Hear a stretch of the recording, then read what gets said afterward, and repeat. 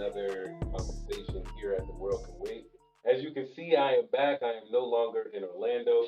Dominic no longer can blame me for things that I had nothing to do with. um, if you didn't read the title for whatever reason, tonight we are talking Biden and the Blacks. Um, I chose that title because I felt like it was very clickbaity, honestly. Like that's why I did it. The reason that we're having this conversation, when we were on our break, one of our viewers, who's also a close friend of mine, reached out to me and asked, "What were we going to be talking about when we came back from break?" And the first thing that he brought up was the executive order about the anti-Asian hate and all of that.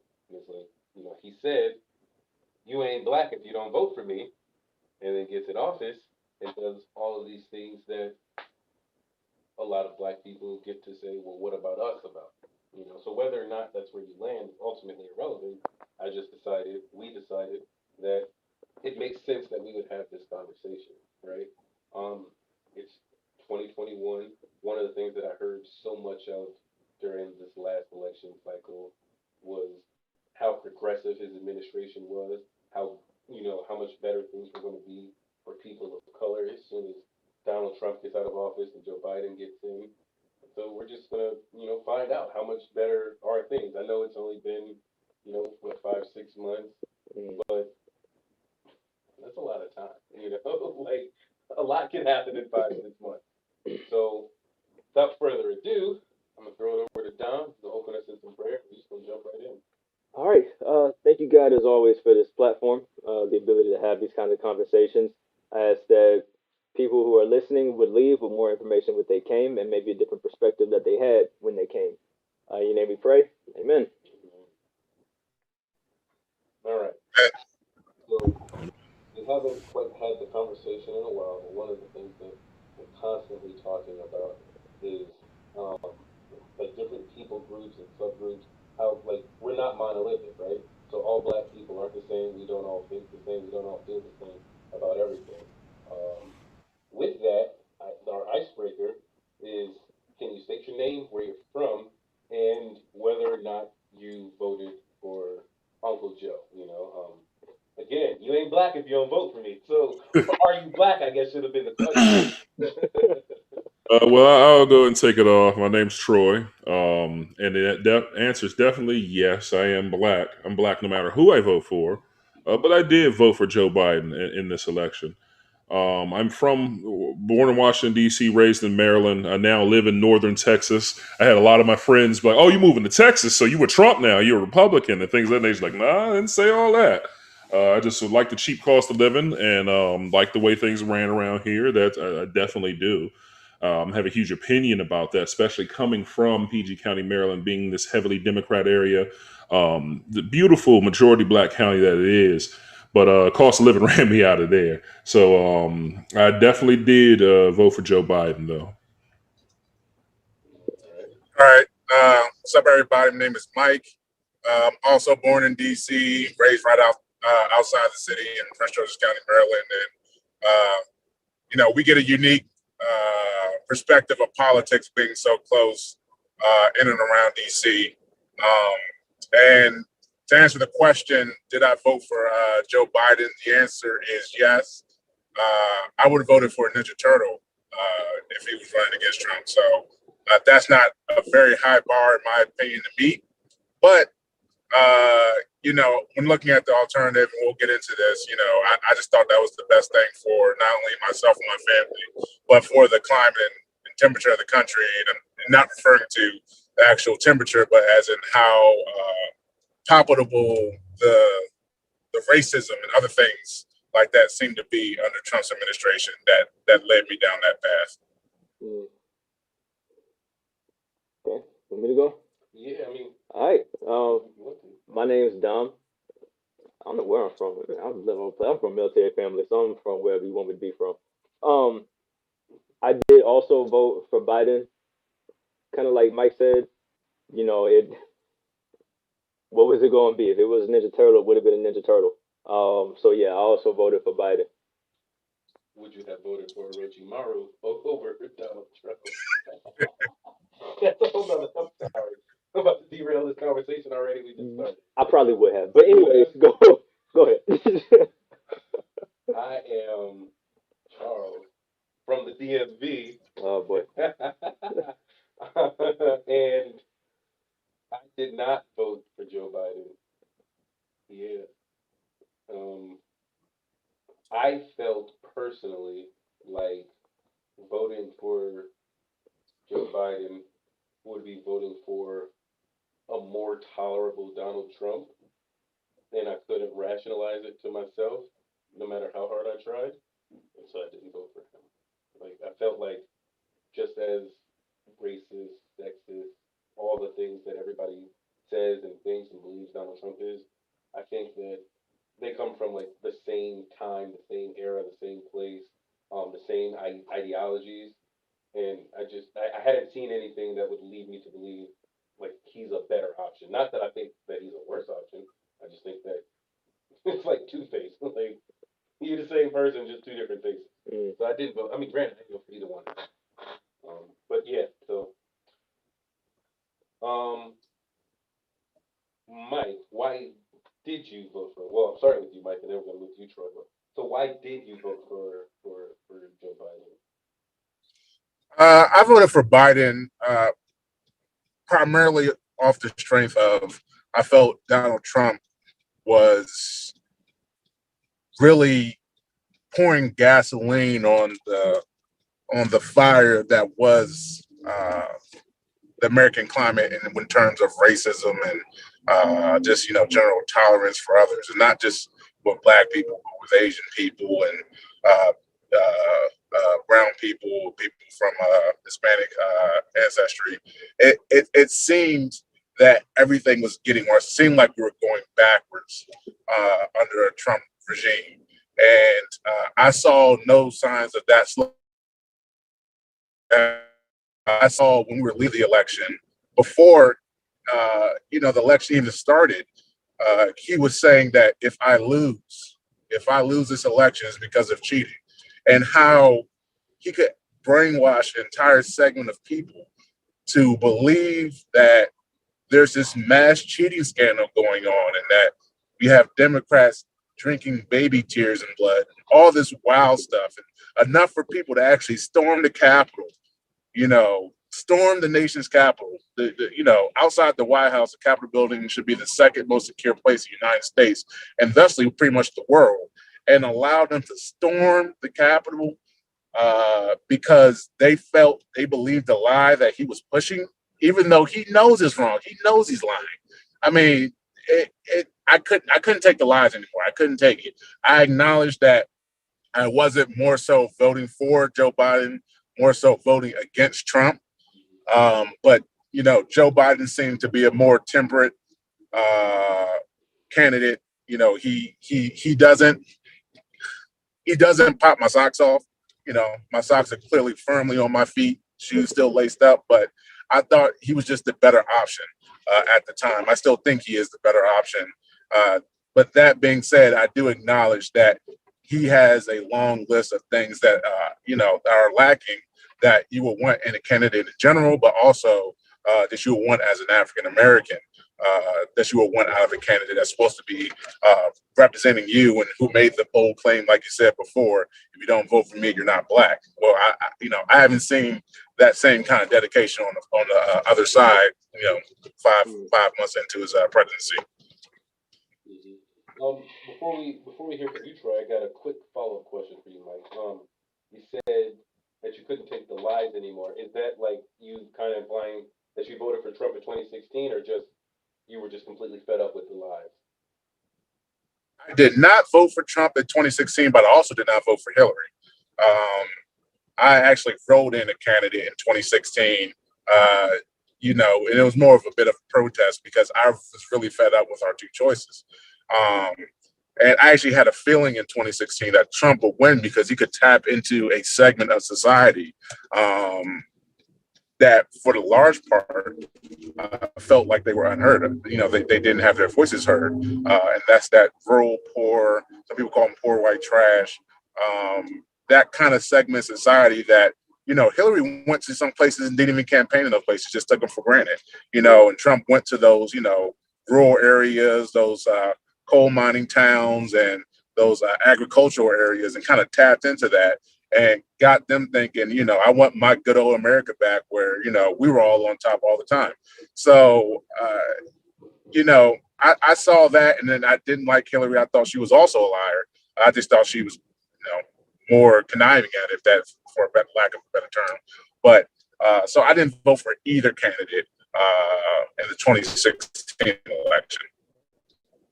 Kanye? I didn't write in Kanye. No, I actually wrote in John Kasich. He was the Republican governor for Ohio. Okay, yeah, I heard of him. Yeah, okay.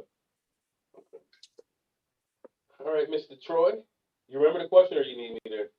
No, I remember. So same deal for me. In 2016, I actually supported the Green Party, Jill Stein. I'm a big supporter in third party candidates. I believe that for us to be more accurately represented as a nation, we need to have the rise of third parties. It's why you see on the left and the right, Democrat and Republicans, they almost have this split. There's like never Trumpers, for a while there in the Republican Party, though they all seem to have lost their spine over the years. And then there was the Trumpers, the super, super conservatives, the real conservatives, while they're talking about rhino Republicans, and they're kind of battling over. You still see a little bit of that now. Liz Cheney, she's coming out and acknowledging reality, and they're kicking her off of committees for it while embracing people like Matt Gaetz and Marjorie Taylor Greene. On the other side, there's a clear divide between what I call the Bernie Sanders left. Bernie Sanders and AOC are the voices of that side, versus more moderate centrist Democrats like Joe Biden, and really super moderate when it comes to Joe Manchin in West Virginia. But the second election, I took it for granted. I really, truly did not think it would get as bad as it did when I chose not to vote for either major party, and living with the result of that being the possibility that Trump gets elected. And I was listening to Trump with open mind, open heart. He lost me right around the time of Charlottesville, before the first election ever happened, when they asked him direct questions about like the KKK and things like that, and you pretend like you've never heard of them. Is anybody in American history you ain't heard of them? That's no. I'm not. I'm staying far away and clear of that. I'm a king both sideser too. So a lot of people don't like that, but I think it's important to hold both sides accountable. But in the second election, seeing how bad those first 4 years was, seeing, like Mike said, seeing the lies, seeing the instability, you're ranting on Twitter left and right and things of that nature. Joe Biden definitely comes from that era. When you have somebody who go through their entire matriculation, education, college, in segregation, because of what, we hadn't even desegregated as a nation yet. That's how old he is. You're going to have that. I remember, and I was very vocal on Facebook and other things about the crime bill and the things that he's done in the past. By the way, he's also responsible for why we can't discharge student loans in bankruptcy. He almost flies in the face of the very things we're trying to reform now when it comes to police reform. The crime bill, more power to the police, that's all Joe Biden all over it. Student loan debt, Joe Biden all over it. In fact, when me and Mike's, our very first podcast topic, as you guys saw when we started upon further review, it was literally the day, we actually had another topic. It was the day after he said those comments. You ain't black if you don't vote for me. And it was telling, because Charlemagne simply asked for concrete things. Actually, it wasn't even that. He wanted to come back and talk some more. And Joe Biden basically had enough. You could see the frustration. In his mind, it's like, what else do you need to see? Vote for me or you ain't black. Awful comment, so we definitely tear him apart about that. We are in the whole defeat the fire stage. I voted for Joe Biden because I wanted stability in the White House. I wanted, to a return to normalcy, if you will. And, here we are in the whole defeat to the fire, thing. And it's really not going to happen. That's the sad part. And I knew that. I knew that going in, but I was absolutely willing to cast that vote the second time and not go for third parties, though I love third parties. I was able to make that sacrifice and vote for Joe because Trump had to go. I truly believe that. Mm. And it's interesting that you both talk about third parties like that, because we had a viewer question, which you both ended up answering while talking, why not vote for third third party. If you weren't really feeling Biden, but you definitely weren't feeling Trump, why not go third? And I think you both kind of answered it. And I'm kind of like in the same mind of 2016, I voted third party as well. Um, I actually went to Liberty University for my undergrad, and so I remember when Trump came to the school, like I was giving him a chance before that, but when he actually came and spoke at the school, I was like, I no, this dude is goofy. But it was never going to be a vote for Hillary from me. So I went third party that year, thinking that enough people do this week. We might actually see a change in the system. But along the same vein as you guys, this year it wasn't a chance I felt like I could take. Um, and me and Charles have talked about this at length. And something he always brings up is the idea of, okay, Donald Trump is bringing all the racism to light. We can see it now. It's crazy living out here, but we can see it now. Biden comes in. What if it just goes back into hiding, but it doesn't go anywhere? Which it seems like that's what it is. It kind of feels like that's what's happening. But me personally, that was the reality I was willing to choose. You know. Yeah, I voted for Joe Jorgensen. One of like one of the things that I say very regularly on this show, just so that people get an idea that like we're not just two guys who are just professionals at any of the things that we're talking about. We're just two guys who live in this world with everybody else, trying to figure out what's going on. I was like never into to politics up until these last few years, and honestly, first hearing the soundtrack to Hamilton is what did it for me. They got me into history and then into politics, and I was like, okay, cool. I'm start paying attention to some things, and then one murder after another of unarmed black men, women, children, and it's like reported live for everybody to watch all around the world, and then there's still these like, well, no, it was justified, and that kind of like turned me off, which ultimately led to the birth of this podcast that we now have. And in that, I was like, okay, now I need to get more involved in the things that I'm going to be speaking about. So I started paying a little bit more attention with what was going on in politics and asking questions that, like, I felt like I was an idiot for asking, but because they're so simple, and it's like I feel like I should know the answers to this, but I didn't because I was just never into it. And as I got into it, I'm seeing like what is really the difference in these two. Like racism didn't start with Donald Trump. People getting killed by police didn't start with Donald Trump. And I just couldn't understand why we're making it seem like this is all his fault rather than what it really is. He's just somebody who is exacerbating it. He is somebody who is capitalizing on the fact that there are so many people who love this stuff, right? And as far as I could tell, the Democrats historically hadn't done anything differently. When I look at the inception of America and then I look at 2021, I ask myself, what is different? And the best that I can come up with is like the advances that we've made in science and technology.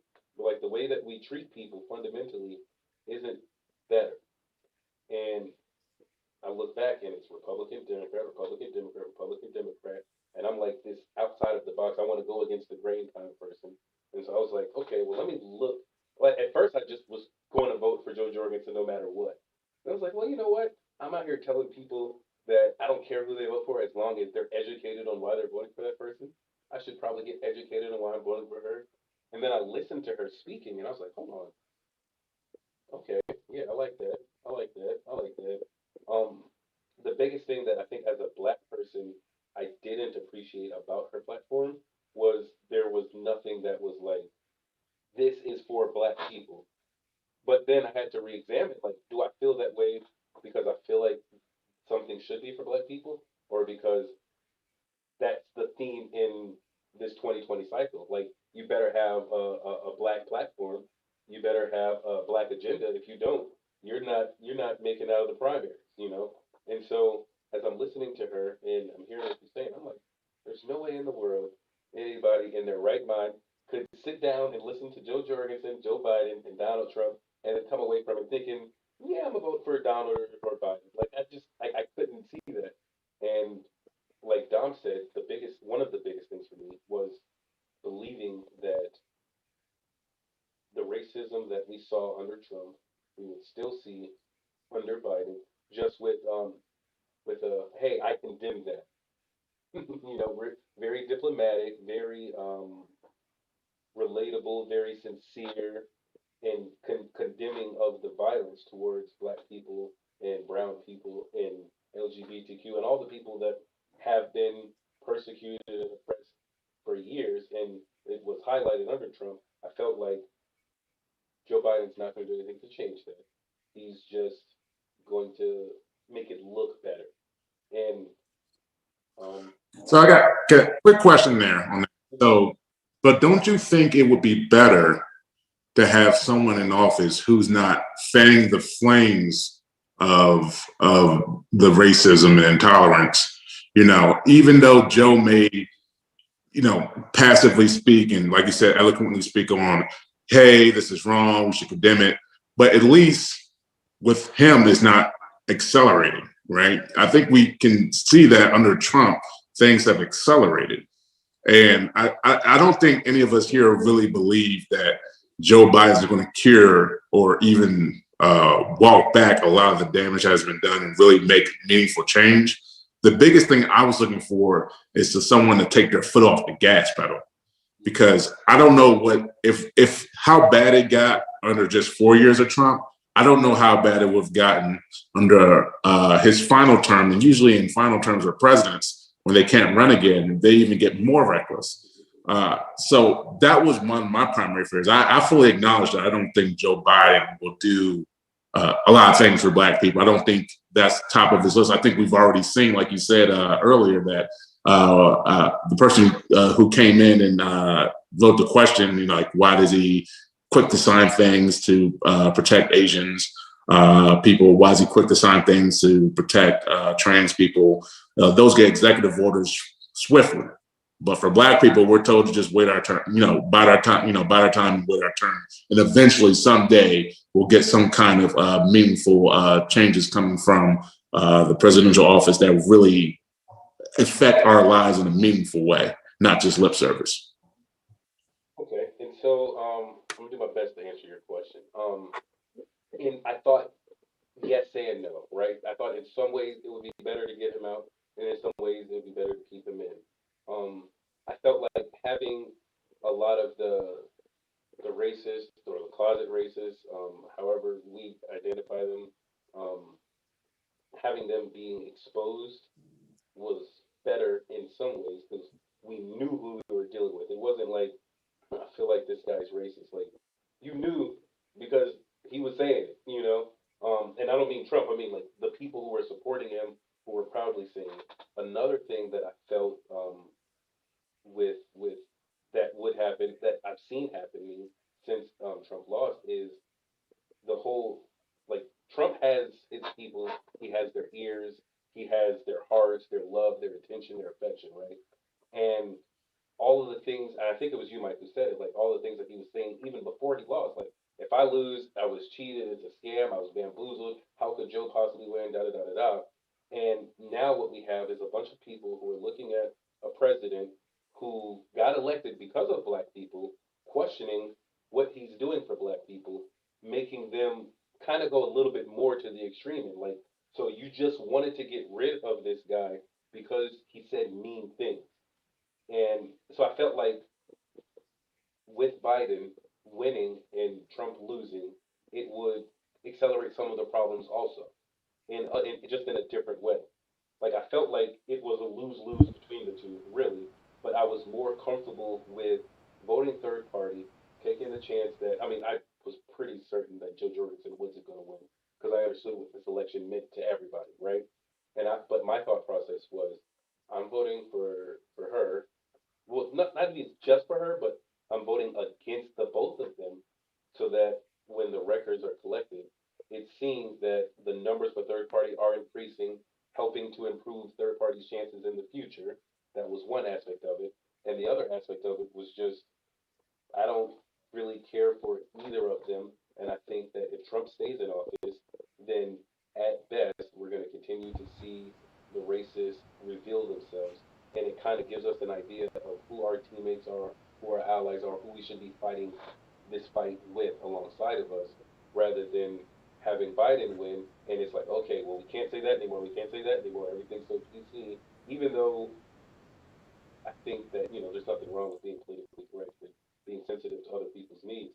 I just felt like there was more to lose from having him lose than having him win.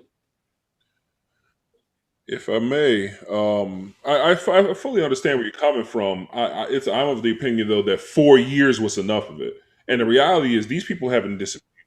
Like the Marjorie Taylor Greens, the Matt Gates, like they're still hanging around. They're still quite easy to find if they haven't already gotten themselves booted off of Facebook or Twitter or whatever it may be. 4 years was enough. It kind of peeled back the layer, and honestly, I believe it was necessary. If I could go back in time, and as a time traveler to interfere, I'd let it happen again because I think a lot of people needed the wool pulled back, and they needed the covers ripped off. They needed to see. And I think more so, a lot of white people got a chance to see as we now had last year's, quote unquote, year and summer of racial reckoning. Because you said it, these things aren't new, and they've always been happening. But I think the emphasis that Donald Trump allowed for, the dog whistle language, the fanning of the flames. It really allowed us to see certain things. And to be clear, I'm one of the people. I don't believe every single human being who voted for Donald Trump is a racist, horrible person, especially the first time. Especially the first time. Like I get it. There are a lot of people who see career politicians and they see lip service. I would have never voted for Hillary Clinton because I believe she's very duplicitous. I think she's just opportunistic. I don't think she really cares. She just wants the power. She's, wanted to go from being the president's wife to being the president, and she made the appropriate steps to make it happen. And she's willing to do whatever it takes behind the scenes in the party to do so. One of the WikiLeaks emails that came out, they talked about her meeting with Black Lives activists and giving no firm policy positions. Like that was a thing. They actually encouraged Donald Trump, and I think a lot of the media did because it's great ratings. It was ratings gold. They encouraged and pushed it because they figured he would wreak havoc over there, and there's no way that people would actually vote for him, and it all backfired. But I think that he needed a little bit of that. So I'm with you. You wanted to see it. We wanted to see where people stood. You wanted to pull the wool back. But 4 years was enough, in my opinion. I think it was a lot. Um, I I I definitely think that. Well, I definitely understand how a lot of people would find it to be enough, and I think it might have been enough for me. I just think that it wasn't enough for America. Not really. Mm. Like I think on the surface it was, but like not really. I think. I can kind of see where you're going with that because I mean, if you just look at kind of the capstone of it with the storming of the Capitol, that was such a huge event, and even that, I mean, after 4 years of the mess, even that opened up a lot more eyes um, in white people who said, "Okay, wow, this is crazy. Am I actually a part of this? Yes, I am. What can I do about this?" So I feel like as crazy as that was another eye opener. However, from there it has dwindled. So it's kind of like a weird toss up. Like, okay, if these big crazy things keep happening, more eyes keep getting opened, but there's still big and crazy things happening, and people are still getting hurt.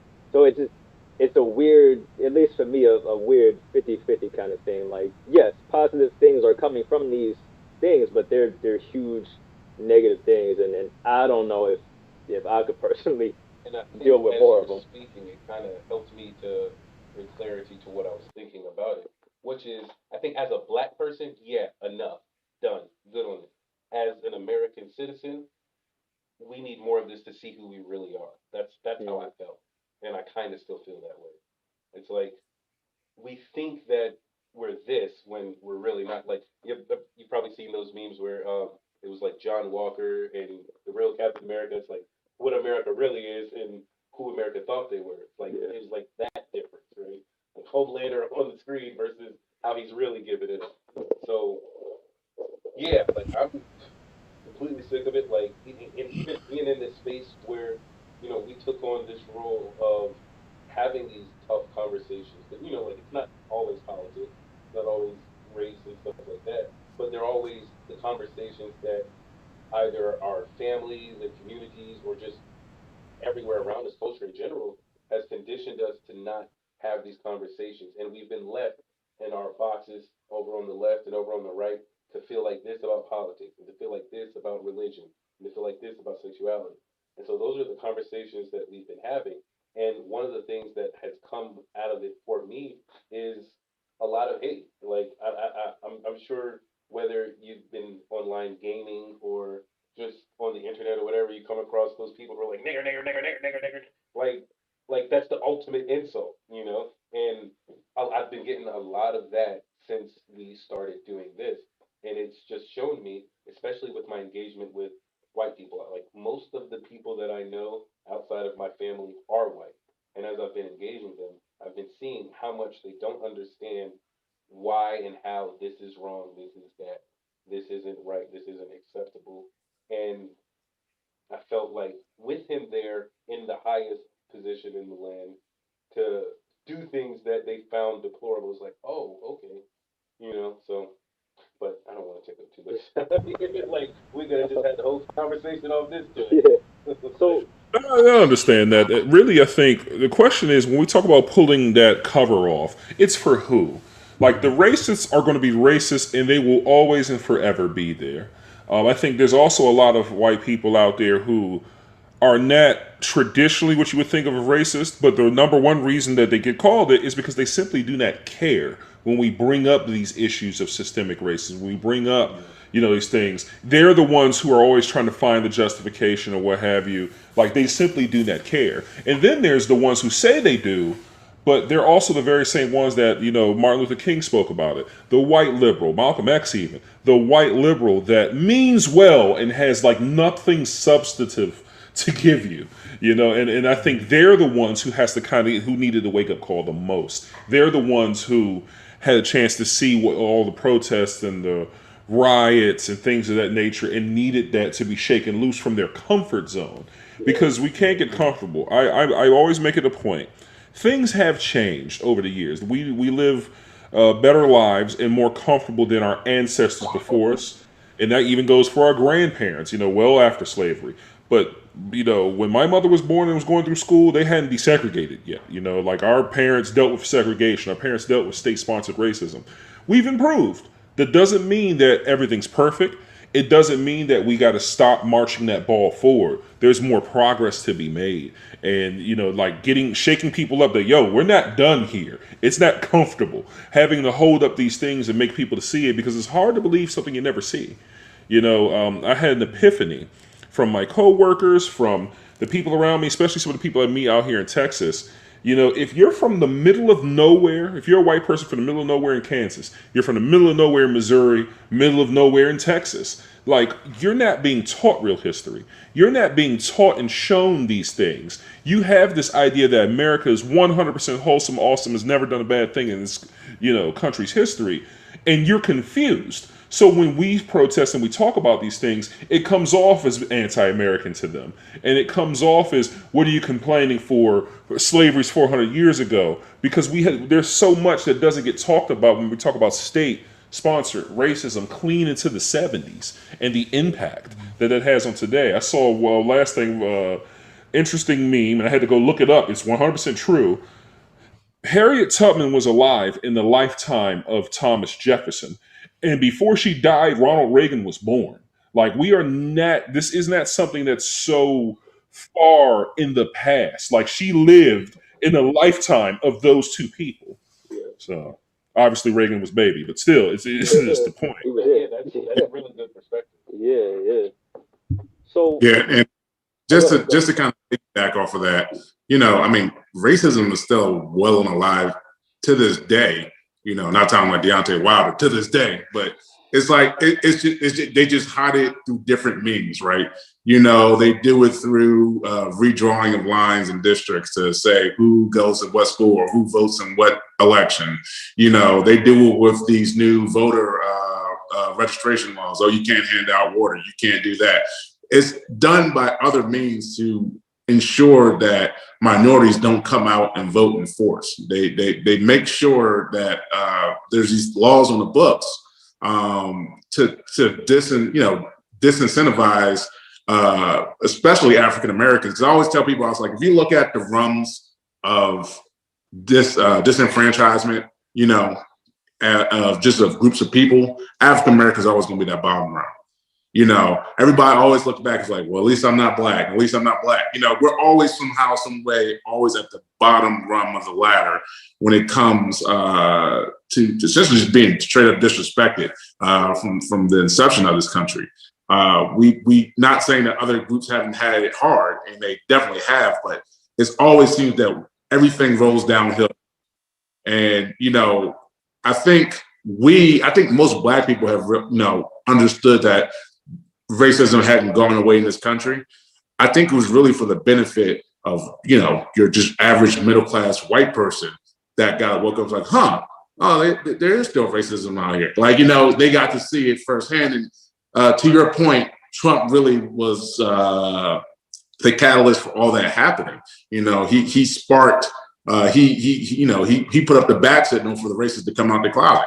And they came out in droves, and people were like, oh, wow, okay. And I've even had conversations with some like colleagues of mine who have said, like, he's like, he's a Republican. And he said, man, there's a reason why all these neo-Nazis and xenophobists and racists keep flocking to my party. And he's like, I just don't understand why. And, but he's starting to think about it, right? Yeah. So to your point, like, that is starting to make people think, about what it is to live in America. And as we're doing more things, like for instance, we're just now, people en masse are just now getting hip to the Tulsa massacre, right? That happened 100 years ago. They swept that out the history books. If you literally go and look up the history of that, Tulsa literally cleaned out the history books. They went into the libraries. They made sure every mention of that was removed. This stuff isn't just by happenstance, it's planned. How history is taught, that's not by happenstance. You have people come in and dictate what can and cannot be included in textbooks, right? We don't have a say at that table. So the history that gets presented is not real history at all. I heard a quote today that said, history is pretty much just, is a quote from Napoleon that said, history is just a story agreed upon by, a bunch of liars, right? Enough liars got together and said, we'll say this version of stuff happened, and it happened this way for these reasons. And who's there to question them, right? It's always in who has the power, right? We don't have a seat at the table to make that, make those decisions. When it comes to our history, it's just now really starting to be revealed of all the things that have happened to us and what led to what has been building up under the surface that that has pretty much boiled over to what we've seen in the past 4 years. Yeah, no, right. Yeah, anymore. It's Napoleon. Napoleon Bonaparte said it, so it's not mine, but yeah. So back to Biden. This is a good conversation. I love it. But yeah, one of the biggest things, because I don't remember who said it, but someone mentioned the fact that Black people put Joe Biden in office. And one of the biggest things, I think, right at the end that pushed a lot of the votes for him was the Plan for Black America. If you remember Trump's, I don't remember what it was called, Silver Plan or something, Platinum Plan. Yeah. Ice Cube endorsed Platinum Plan. The little 6-paragraph joint that he put out. And then you look over at Joe Biden, it's like this 46-page document, lift every voice. We got everything outlined on what we're going to do for Black people. Has he done any of that? So, no, it's funny you bring that up, though, because I read both of them. I will say this, Trump's Platinum Plan, the problem with it is I don't trust Donald Trump. It's convenient that this comes out before the election. If it came, you had 4 years, get that legislation, go to work. The most interesting thing about the Platinum Plan that I actually enjoyed, though, of all, it actually said black people, like directly for black people. One thing I cannot stand, and because really when we talk about Joe Biden and blacks, we're really having a conversation of the Democratic Party, of the modern Democratic Party and black people. They expect our votes. And if they don't have, 91, 92% of it, they're going to lose nationally. They can't win anywhere without it. Like without, if you were to if you were to shave off 15% of the black vote for the Democratic Party, hand it to the Republican Party, Democrats can't win almost any state. It would have to be literally like Vermont. And technically, Senator Sanders is an independent. It's a lot of places. You need black votes. Joe Biden's campaign was dead in the water until the South Carolina primary, where Jim Clyburn gave him his endorsement. It was so powerful the black people came out for him that everyone else dropped out. And they actually had more electoral votes than him so far. They had more. I forget the proper term that he used during the primary. He had picked up more votes throughout the primary process. But yeah, it's something like that. Yeah, delegates or what it was. He had more. Pete Buttigieg had more at the time. Joe Biden hadn't even come in. He was coming in 5th place out there in Iowa caucuses and New Hampshire primaries. Yeah. But it wasn't until what the black people said. And then, whether it's Georgia, whether it's Michigan, these close states, Pennsylvania, huge and heavy African American turnout. The problem comes from there's a famous clip that you can go find where Kamala Harris says, I'm not going to do something that's only for black people. Mm-hmm. When stuff is done for us, and I ask people to spit out what is it the Democrats have done, it's never exclusive to us. This benefits black people by way of, we get trickle down legislation. If we're being honest, small business loans, X percentage of them are black. That's great, but that's not just for us. That's for whomever shows up first. Right. Things of that nature. And as we know, when it comes to systemic, especially the government, we always get the short end of that stick. We're always late to that party.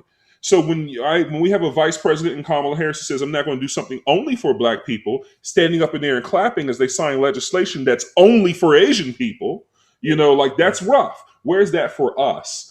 The journalist Charles Blow had an excellent tweet. He was talking about what I always wondered what white liberals were doing during the Civil War and things like that. As time goes on, you can see the answer. They just simply say that's terrible, and we have greater, priorities right now. We'll get back to you.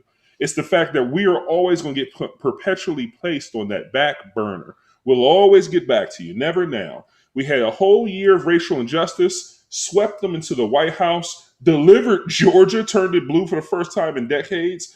And as terrible as it is, the Asian American community is getting persecuted as a result of the pandemic. There was an outbreak of violence, but we're still talking about what happened in 1 year.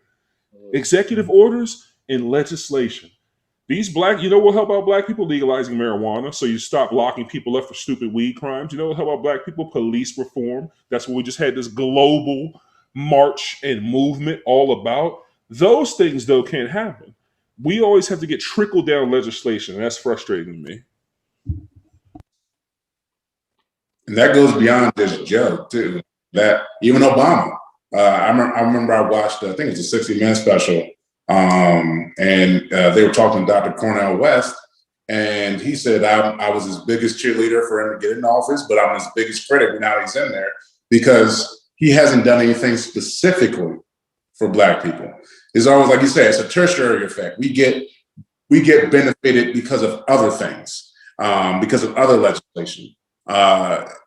It is frustrating, and Democrats take that for granted. They take that for granted because they know they can say at the end of the day they can go and say, but you don't want to go over there. You don't want to go Republican. You don't want to go there because that's where the races are, right? And because we don't have a strong third party, it leaves black people in a really tough position. And to be honest, if Republicans wised up, they could just say, "Hey, we'll do something, really for you," and they could win almost every election because that's all that we've been disenfranchised for so long. We're just trying to get to even. I think people misunderstand when they think we want just free handouts. No, as a people, we're trying just to get back to on the same level as everybody else. We're not trying to get ahead. We're not trying to hustle the system to try to leapfrog people. We're just trying to get back to get on the same level playing field as everybody else. And like I said, because we're the bottom rung of the ladder, we're always the last to get addressed. Like you said, it's trickled down, and it's frustrating. It's really frustrating. And real quick, like, we talk about that trickle down. Like, I just had to pull it up just to double check. So they'll talk about advancing the economic mobility of African Americans. They'll talk about small business. 4% of small business owners are African American. So therefore, we're going to double the funding for state small business credit initiatives. I'm like, but you just said only 4% of small business owners are African American. We need more African American business owners, and that's simply expanding the pool of small credit benefits because we're only 4% of it. Again, like, targeted. I need a politician to say, I will do this specifically for black people, because when it comes to, not to veer too far, but when it comes to as we just saw with the Asian American community, they can get legislation that is only for Asian Americans and Pacific Islanders. When it comes to the LGBTQ community, they can get legislation that is only for the LGBTQ community. We can see legislation and deals cut that are only for Native Americans and no one else. Why can we not get things that are only for black people without having to include this massive pool, and just hope that we get a piece of it? Because being from PG County, Maryland, Mike knows what I'm talking about, and it's a DMV thing specifically. I can find Asian American businesses everywhere. There are way more of them in an all-black county in Prince George's County than there are black businesses. Like, are we getting that same access to credit and capital? We're all minorities, but go look at the numbers. Like, go look at who's opening businesses. You tell me we're 4%, so therefore just double the pool. No, we need to get from 4% to we're 13% of the country. We can't even get 13% small businesses, let alone more. So what do we do with that? Because, like you said, Mike, even with Obama, we kind of held Obama not only for being the first black president, but you hear all the time, he does so much for us. He does so much for us. But when you really look at it, like you said, there's a trickle down thing. He did something for the whole country, and we may have benefited greatly off of it, but it wasn't just for us. So what do we do? Do we demand more? Should we have demanded more before putting in a vote for Biden? Because we always do have that big Republican boogeyman of, you can't go over there, they're racist. They don't really care about you. They want to go back to, make America great again, how it was back in the 1800s. So what do we do with us needing to be 91% of the vote for Democrats? How do we demand more in a way that actually gets them to do more? We've got to be aggressive with our vote. We've seen heavy courtship of, for example, Asian voters by the Democrat Party, because they're a vote that either will A, not show up, or B, vote for the other person. Therefore, you must put in work to get that vote. We come with the package. We're a throw-in. We come in free. It is assumed that we are going to vote Democrat.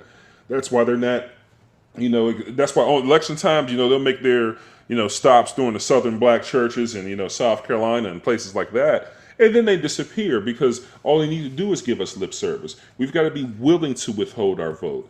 And a lot of that's going to have to do with who's on the other side. We see so much of the same rhetoric, but Donald Trump reveals the fact that there's a huge difference between Donald Trump and Mitt Romney. There's a huge difference between Donald Trump and John McCain. There's a huge difference between Donald Trump and George Bush, either one. But they're all going to get called racist. They're all going to be destructive for black people. You've got to be willing to take, if I'm going to be a part of your small business open to everybody, I might as well roll with somebody who's just good for business. And Republicans damn sure know how to be good for business. You know what I mean?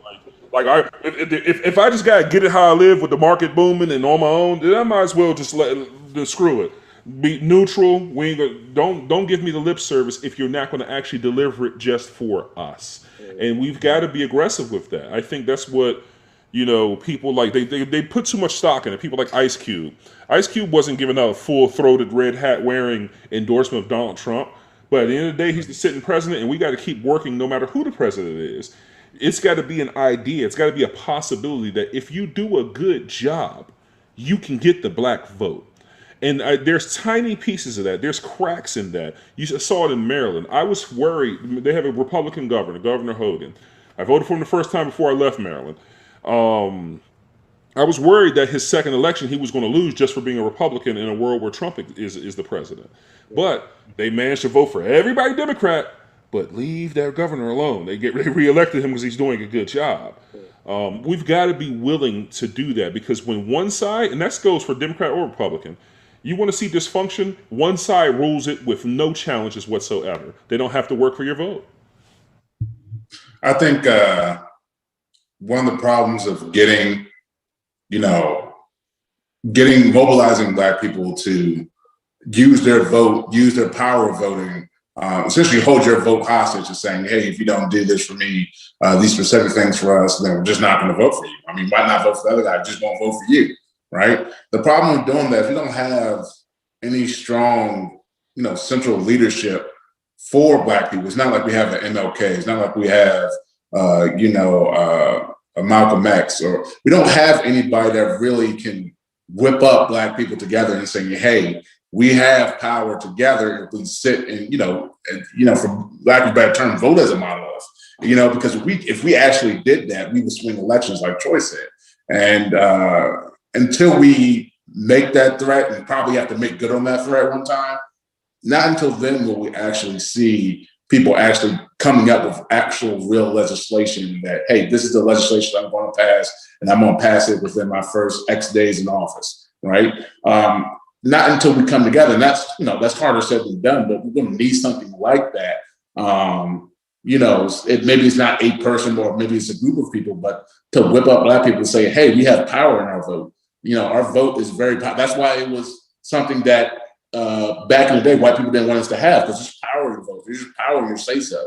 And we need to use that, together. It's not, since we're only 17% of the population, we have to come together to push to get meaningful legislation done. And the only way we can do that is with the power of our vote. So unless we have some driving force, whether it be a person or a group or some kind of movement, I find it hard to see why Democrats would change, right? I find that hard. Why would they change? It's been working for, decades. Why would they change? If it's not broke, don't fix it.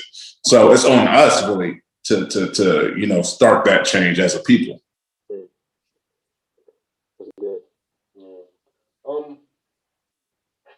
I don't remember exactly how you worded it, Troy, but you were saying something about basically the difference in the Democratic candidate and the Republican candidate, and how more often than not, the Democrats, they recognize that they don't really have to work too hard for our vote, because it's like we're not going over there. We're the throw-in votes. It's assumed that we come with the nomination. All right, got the Black vote. Next, you got the major. They know. For example, it's one of the side effects, especially in the presidential election. You talk about the electoral college. They're not going to spend a lot of time in California campaigning for votes if you're a Democratic nominee. Nor will the Republicans spend a lot of time in Texas. We know where those states are going. They go to swing states. Why? Because in Florida, it's going to be close. In Ohio, it's going to be close. And yes, we had the 2020 election. Maybe Georgia and Pennsylvania will be closer. You bet your bottom dollar you're going to see tons of money spent, tons of attention paid to the needs of those voters. Why? Because we don't know who they'll vote for. It could be red or blue. If they know you're going to be blue, it's a waste of their time and resources to come and give you any effort. We must be willing to hold our vote hostage. And I mean that. Now, I don't think 2020 was a good time for it. I don't. Just because of what the potential opposite was. And 2024 may not be, or 2022. It all depends on what candidates are running. I do think it's important that we understand that there are differences throughout the Republican Party. Obviously, Trump holds a lot of sway. But I would vote for Mitt Romney. This is somebody who is shown to have some character. He voted for the January 6th commission. He voted for impeachment. He was willing to buck his party and do what's right. And some people who are stone cold Democrats, they get upset because, well, he still votes for Republicans. Well, yes, he's a Republican. He believes the government should be ran differently. But we must be willing to be flexible with our voting and not just walk in there and vote Democrat. And we really, it's a double-fold problem. Black people vote Democrat, and then also if we're not excited for a candidate, we just won't show up. Yeah. So that's another issue when you talk about turnout and what have you. And the best way I think we should do that is by supporting third parties. Like, either you vote for the candidate, fine, but if not, push into this third party voting. 2016 had huge third party turnout, but in 2020, a lot of it disappeared because people felt like, hey man, this is it. You know, we only got two candidates, and it's either going to be Trump or Biden. We can't play with the vote. So you saw those numbers fall in third parties. But in future elections, especially when we're talking re-election, especially when we're talking Joe Biden, Joe, I want my money up front, not after you get your other term and you can't run anymore. So you better figure it out now. And that goes for even midterm elections. I told people, we got a year. The police reform, marijuana legalization, student loan, crisis, things of that nature. Where's your big ticket item here? Which one's it going to be? You know, don't tell me you give me none of that. Don't be shocked when Democrats lose control of possibly both chambers in 2022. You got to do something with it. So, yeah, man. Do you feel like Joe Biden has done enough or as much as he could within his power? Absolutely. No, No. absolutely not. Not even close. All Joe Biden did is exactly what I expected, a return to quote unquote normalcy. But as far as moving that ball forward, absolutely not at all. We see it because, again, when it comes time to get Asian American legislation through and executive orders on those things, he can get it done.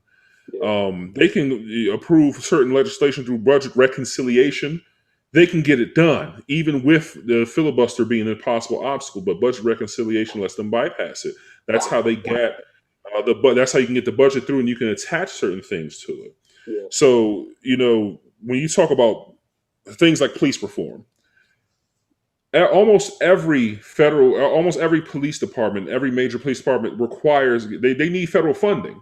And if you control the purse strings, then you can control their actions and their accountability and what they do. You want this money?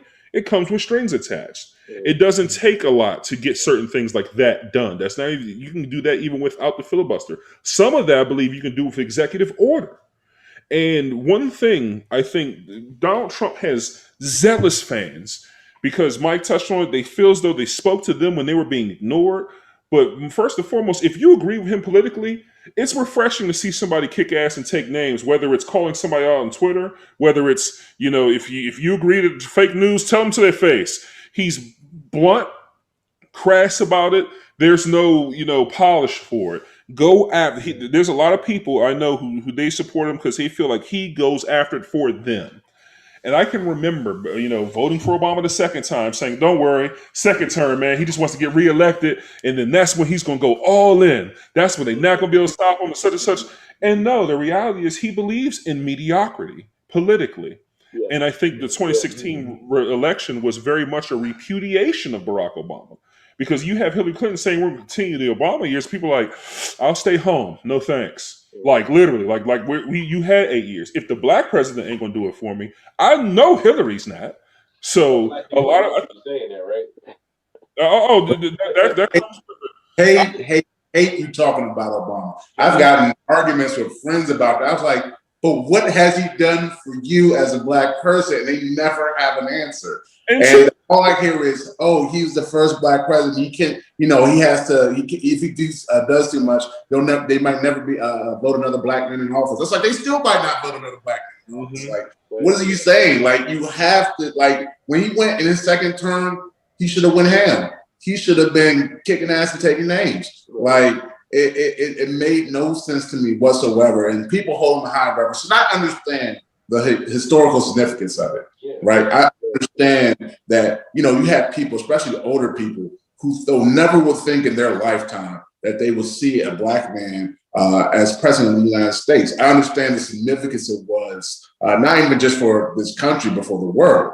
That being said, you still have to judge the man on how he was during his tenure.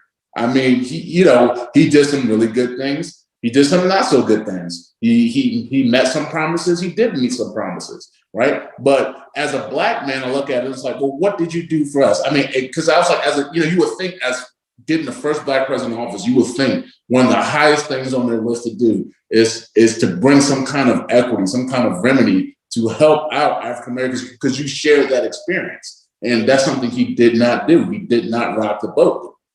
like Troy said, he wanted to keep things tempered. So for that, I get frustrated. And two things could be true. I believe Barack Obama was a good president. Whether you disagree with that, I think he was a good president, but he left much to be desired. I think Barack Obama walked out there and wanted to prove that him as a black man can do just as mediocre a job as those white presidents before him. Literally, and I think that was like his target. And you can even see it. It's telling in some of the interviews. He talks about don't defund the police. We don't do this, that. He's very milquetoast politically. He's very he's middle. He's very centrist politically. And he's worried about how some people will think and what have you. And people love to have the conversations and say, can you imagine if Barack Obama talked the way Trump did? Damn it, I wish Barack Obama had the balls. Literally, I wish he had that pair to go that hard and that far for what he believes in, instead of, trying to keep up polite appearances, especially after 2 terms. There's nothing else he can do. Run his foundation. That's it. There's no coming back. He's not going to, there's no other political office to seek. Why hold back? And that's the frustrating part for me. I don't want to prove, I know that a black man can do what every other president has done, but I expect more and I expect different because you are a black man. So, and it's frustrating. That we got time for one more question, but I'm glad that you guys brought up Obama, because that actually leads right into what I want to ask. This idea of, I don't know, I feel like people are almost blinded to the things that he didn't do for us simply because he is a black man and he was the first black president of the country, and we've never seen anything like that in our lives. Fast forward to now, we're in the Biden administration, and it's the most diverse administration that we've ever seen. And we hear that and we see that, and that's pumped into us over and over again. Look at this person who's just been hired. Look at this person who's been added. Look at this minority, this person of this sexuality. It's so diverse. It's so inclusive. And do you think that as a whole, especially as black people, we can easily get satisfied with that and say, okay, well, look at the image, and obviously he likes us? I'm going to be honest, the tokenism does not provide power or results. If you're upholding the exact same structure and systems as before, you have a black woman and gay mayor in Mayor Lightfoot in Chicago. Yeah.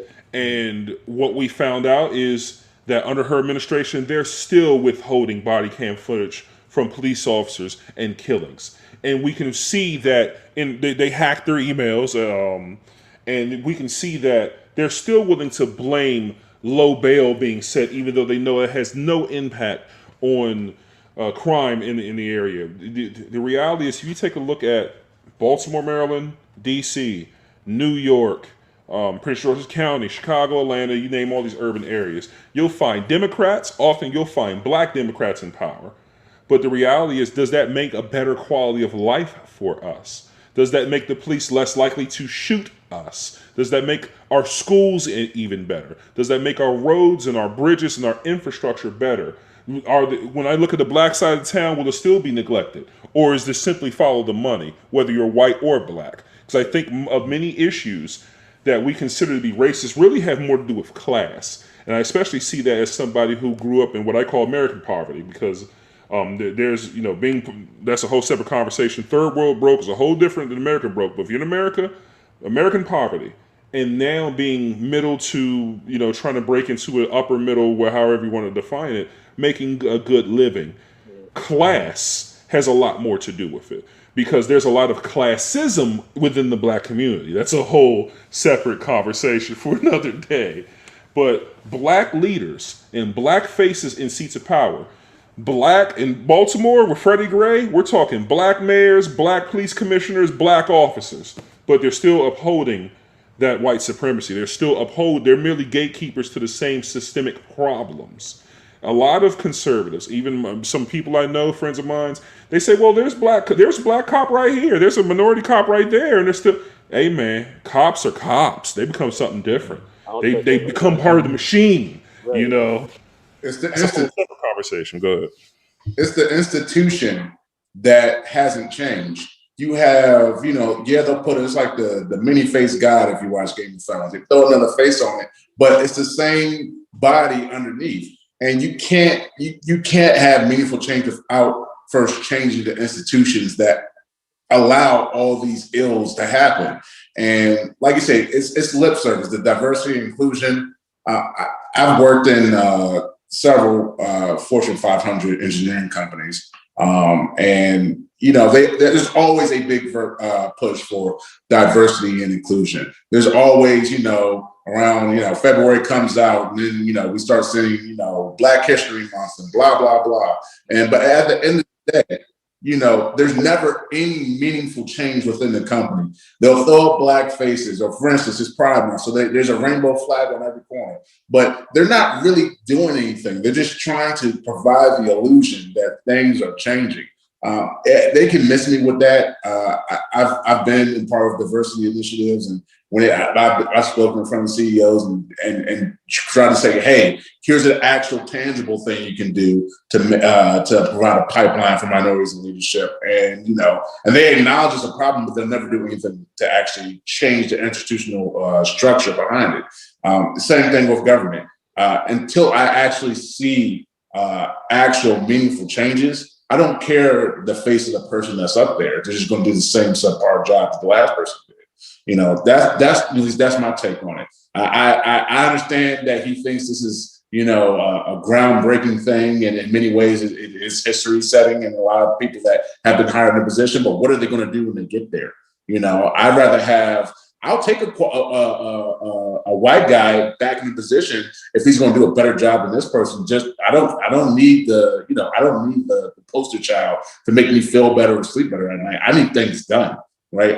My biggest thing was when it comes to work or anything like that, it's like, who's the best person for the job, right? Get them in there, and let's start making some changes happening. And that's just not happening.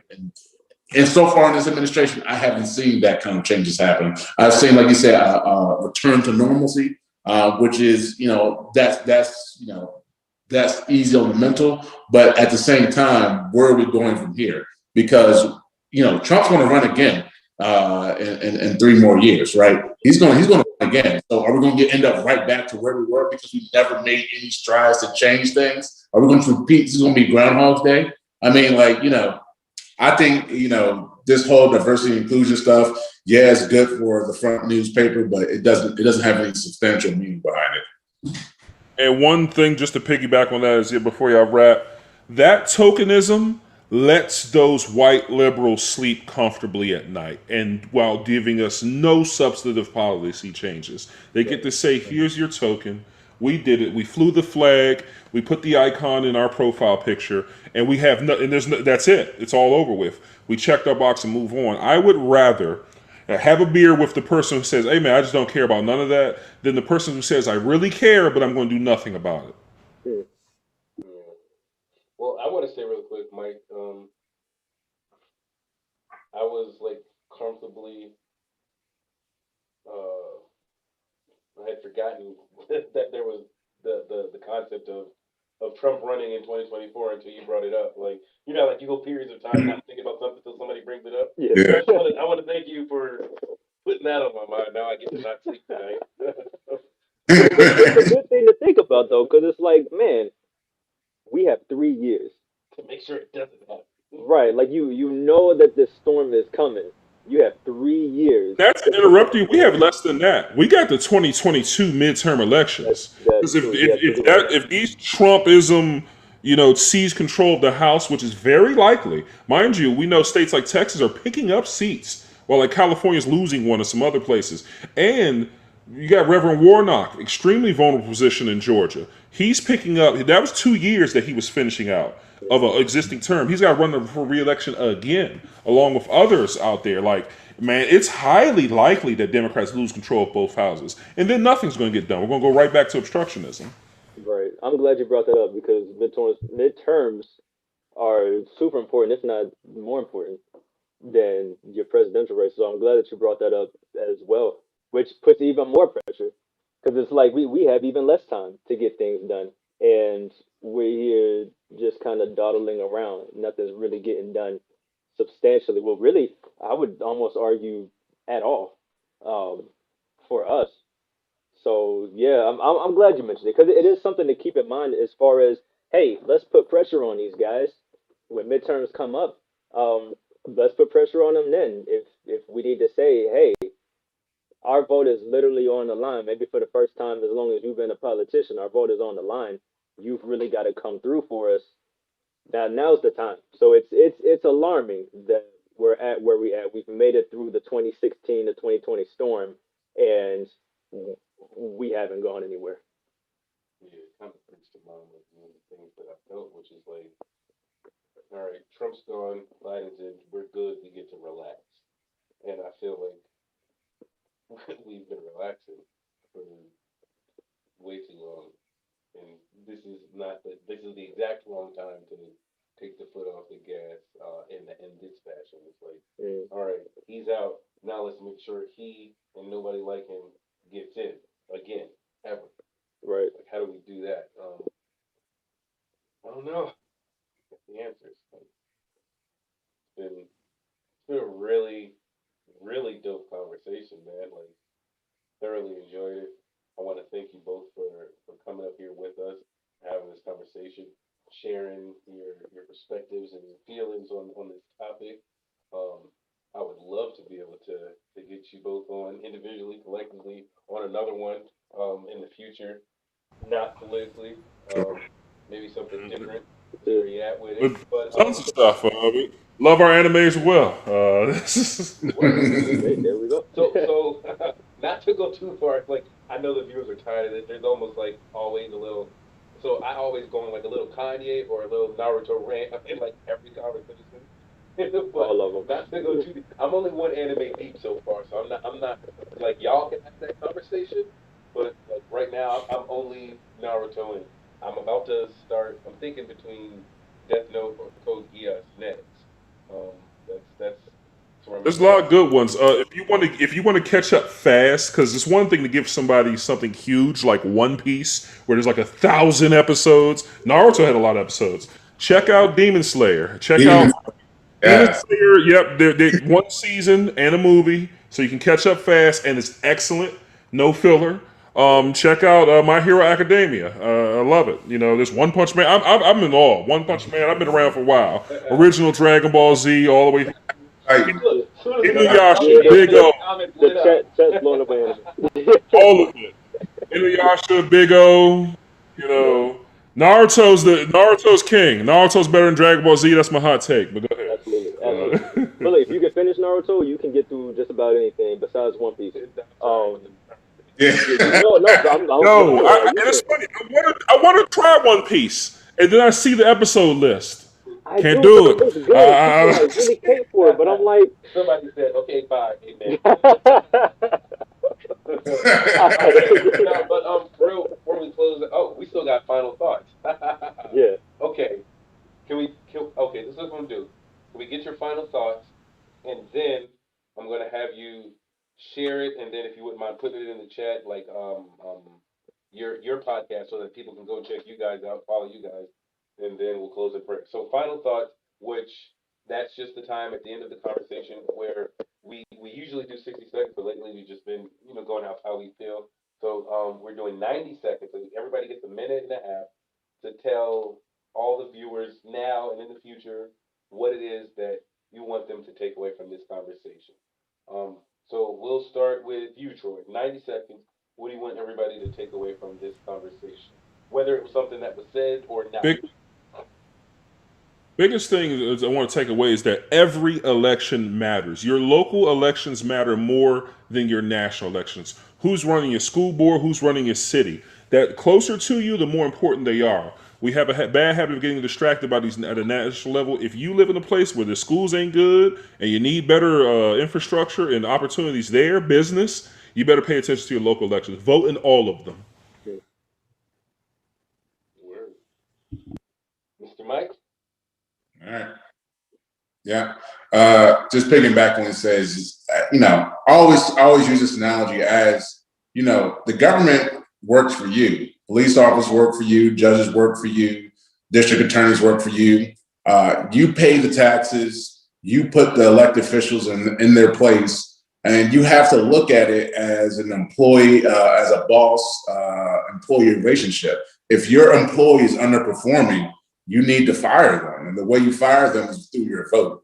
So a lot of people, you can't complain about the state of things and not vote, or at least, and be educated on the political process and what's going on politically in your neck of the woods. Like Troy said, locally is more important than nationally. But if you're frustrated and sick and tired of things, the way things are ran around you, it's on you. The onus is on you to make the change, to get the same people that probably run unopposed up out of there and put some new fresh blood with some new ideas in there.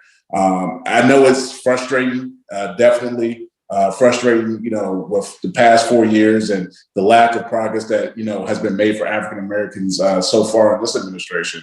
But you got to keep going. If you give up and resign to not doing anything, to not paying attention, turning off the news, turning off everything, and just unplugging and not, trying to worry about that, then stuff will never change.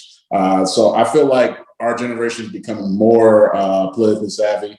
I hope that continues, and stay prayed up. Believe in God, and things will. There's a light on the other side of the tunnel. So keep up alive. I'll go since you got the close. Okay. I meant you right for me. It is what it is. I was about to pray.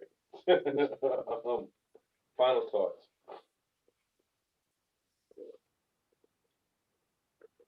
Educate yourself on on elections, local, national, all of that.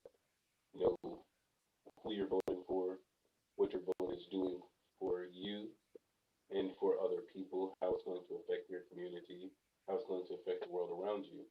Um, but don't just vote and then stop there, because it doesn't stop there, right? Like, we're all human beings, we're all capable of failing and falling short. Like, somebody that's a politician could start out with really good intentions to do what they say that they were going to do, and then life happens, maybe scandal, I don't know, anything could happen that leads them off the path of where they started.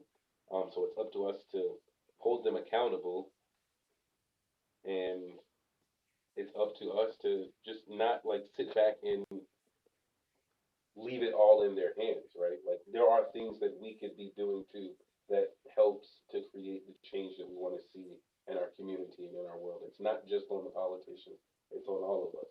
And so we need to understand that we all have a role to play. And while some might come with an official government title, that doesn't make it any more or less important than yours. Um, Take away from the conversation is never to relax. Um, the overt racists tend to flock to the Republican Party, but the Democratic Party is really good at handing out fool's gold that looks very believable.